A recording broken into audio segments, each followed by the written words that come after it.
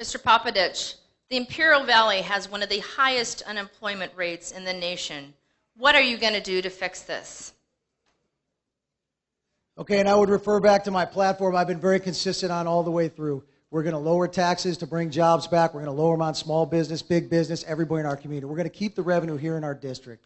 If we lower the price, if we lower the tax on everybody in our community, that revenue stays here. It doesn't go off to Washington, D.C. I'm sick and tired of this government because all those things he's promising, those are all things you're going to have to come crawling to Prince Filner for, and I don't think that's the way this government's meant to be run.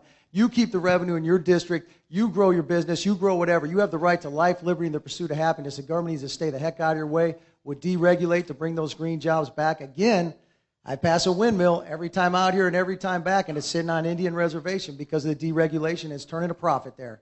We can have these things out there. We just need to do them the right way and stop propping them up.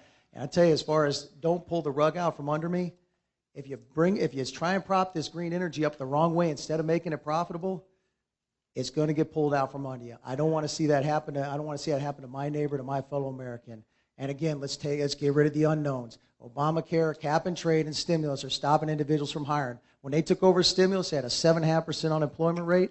After a year, they took it up to 10.5% unemployment rate. Took it up 40%, and then sat there and looked at us and told us how many jobs they saved. That's dishonest government. Absolutely dishonest government. Keep the revenue in the hands of the private sector. And I tell you, I'm getting sick and tired of this transfer, this move into socialism. You take over the auto industry.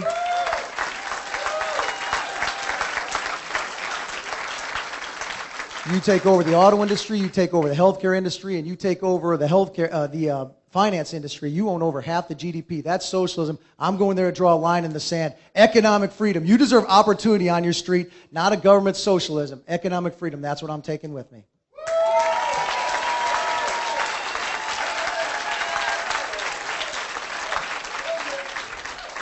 Your rebuttal, Mr. Filner.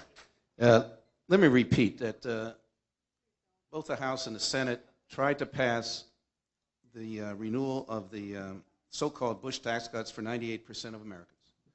The Republicans stopped it by they held it hot. They held their 2% of their wealthiest of Americans, millionaires and billionaires, as a hostage to us regular middle-class Americans.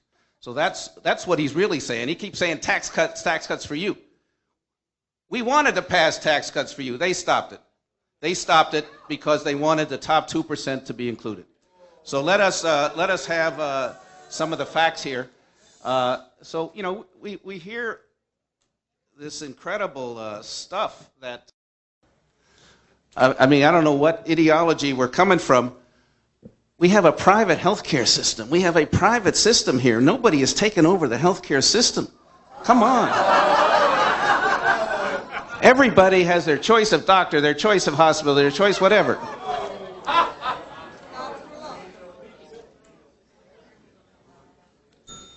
Do I get some extra time because of all the adulation from the crowd? 10 seconds. Let me just say, this is far more complicated than Mr. Popaditch does. When we're talking about the economy of the Imperial County, we're talking about jobs, we're talking about green energy, we're talking about health care. We're talking about the environment. We have to move on all those fronts. It's not just a simple slogan of cut the taxes down. Your response, Mr. Popaditch. Again, there it is. We're just not smart enough to get it. We need Bob Filner to do our thinking for us.